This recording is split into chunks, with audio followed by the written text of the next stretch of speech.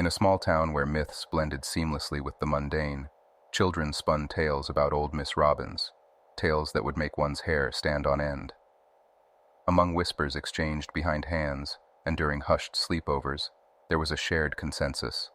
Miss Robbins was no ordinary elderly lady. She was a vampire. While adults laughed off these suspicions, dismissing them as the overactive imaginations of their children, the young sleuths had compiled what they believed to be irrefutable evidence. First and foremost, old Miss Robbins was the epitome of reclusiveness. She remained ensconced in her weathered home, drawing her curtains against the daylight. The sun, a possible nemesis. Adding to the whispered folklore, she draped herself, perpetually, in enigmatic blacks, as if in mourning of a life she once knew. But the tale that had most of the children's skin erupting in gooseflesh was recounted by Billy Atkins. Billy, known for his occasional tall tales, spoke of a time he witnessed Miss Robbins on her creaky porch at the break of dawn. As the first rays of the sun stretched out, touching her, she gasped, clutching her heart dramatically, and rushed indoors, as if the light itself was a venomous creature stinging her. For a while, her presence remained just an eerie fixture of their small town. A vampire or not, daylight was safe, and nights were securely bolted behind doors. The myth was that a vampire could only enter if invited. But then, the nocturnal outings began. Under the cover of night, Miss Robbins would emerge. It was always the same ritual. She'd stand statuesque on her lawn, her silhouette framed against the dim porch light, looking out into the abyss of the night. And then, as if beckoned by some phantom, her hand would dive into her pocket, retrieving a set of keys. She'd jangle them back and forth, as if trying to summon something or perhaps lull it to sleep. This eerie routine would sometimes stretch until dawn's first light, at which point she'd once again display her aversion to the sun and dash indoors. This nocturnal performance began shifting locations, moving closer to the street. 5 feet, then 10, and so forth. The increasing fervor with which she'd rattle those keys eventually woke the neighbor's dog, which would bark its lungs out. But Miss Robbins, her face a picture of calm and focus, remained undeterred. Billy Atkins, being the most adventurous of the lot, proposed a daring mission, a break-in to procure evidence of Miss Robbins' coffin. "All vampires have a coffin," he declared. The plan was brilliant in its simplicity. They'd gather the evidence, force the adults to believe, and possibly become legends in their town. Drawing straws determined the intrepid investigator, and fate, with a hint of irony, chose me.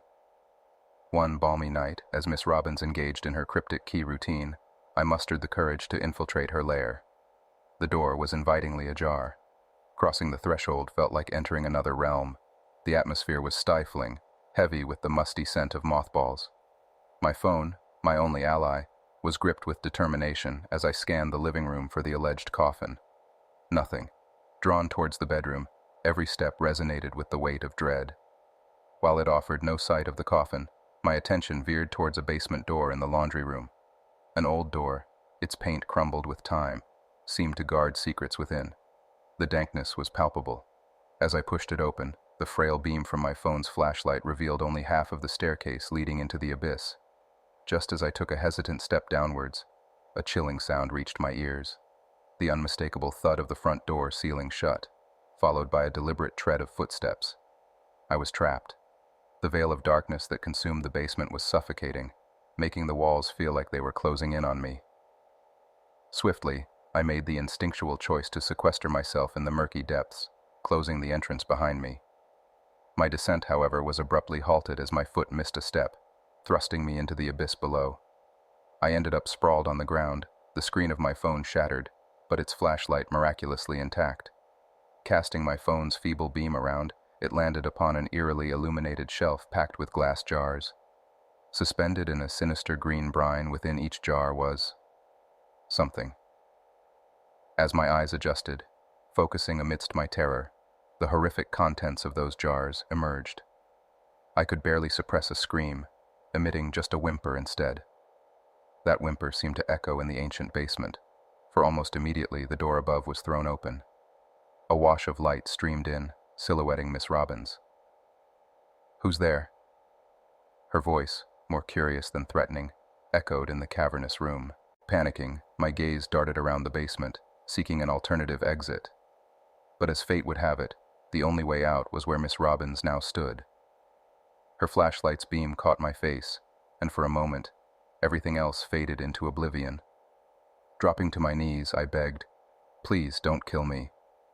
With a click, she illuminated the basement, exposing the shelf of jars which I determinedly avoided glancing at. "So, you found my children," she said, her tone inscrutable. Her words caught me off guard. "Children?" Miss Robbins, looking sorrowfully at the jars, explained, "They were the only children I ever had, though none lived to see the world." Now, illuminated by the overhead lights, I realized with shock and sympathy that they were unborn babies, preserved, maybe out of love or mourning. With a surprising gentleness, she suggested we go upstairs for tea.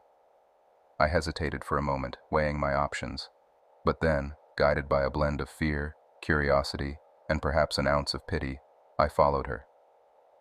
The old-world charm of Miss Robbins' living room enveloped us as we sipped rose-petal tea.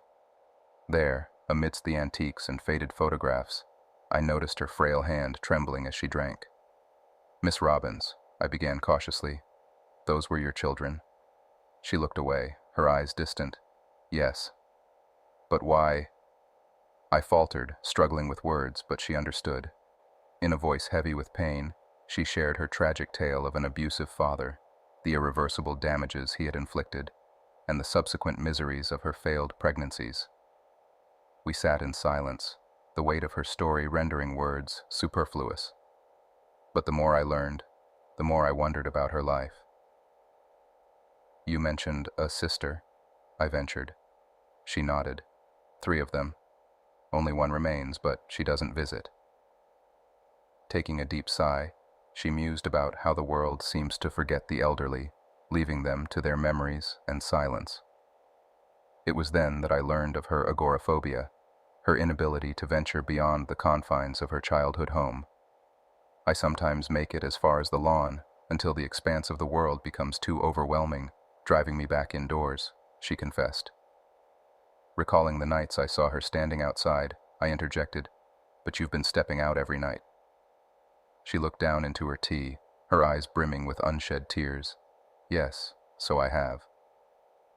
The weight of our conversation, the stories and confessions exchanged, filled the room as we sat there, 2 unlikely companions bound together by the secrets of a haunted house. Tears began to glisten in Miss Robbins' eyes as she continued, "My sister is on the brink of saying her final goodbye to this world. They've given her a mere few months, but I'm petrified of the thought of venturing out to see her." I was curious about the keys she constantly fiddled with. "Why the incessant rattling of your keys?" With a small smile, she replied, "They are the keys to my car, though truthfully, the rattling is less about the keys and more about my trembling hands. I've been fooling myself with the hope that I might drive again, yet the car hasn't roared to life in over a decade. I doubt it would even start now." I chuckled. "We had an odd theory about you. We thought you might be a vampire." She looked taken aback, almost choking on her tea. "A vampire," she exclaimed, amusement evident in her voice. "Well, your nocturnal habits and the mysterious aura around you had us speculating," I admitted.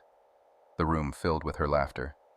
"I guess the idea of someone being afraid of the great outdoors is stranger than someone being a mythical creature of the night." I nodded. "Everyone's heard of vampires, but agoraphobia, that's a new one for me." She looked contemplative. "Fear can be overwhelming, young man. It's like being trapped beneath an avalanche. If you don't shift, the snow keeps burying you deeper and deeper, until you're so entombed that escape seems impossible." Thinking about her predicament, I said, "It's almost a pity you aren't a vampire. They seem invincible. And as for the sunlight, they could just slap on some sunblock." Her laughter rang again. "That's an innovative solution, I must admit." Over time, my visits to Miss Robbins became more frequent, and soon other kids from the neighborhood joined. The specter of the vampire myth had dissolved, replaced by the sweet aroma of rose-petal tea. But one fateful day, when I approached her abode, I found it eerily silent. A note pinned to the door read, "I've decided to be a vampire." Her car was no longer parked in its usual spot, and whispers around town suggested she had moved to the Midwest to be with her ailing sister. It was there, years later, after her sister passed, that Miss Robbins, too, took her final bow. My association with her was brief, yet the impact was profound.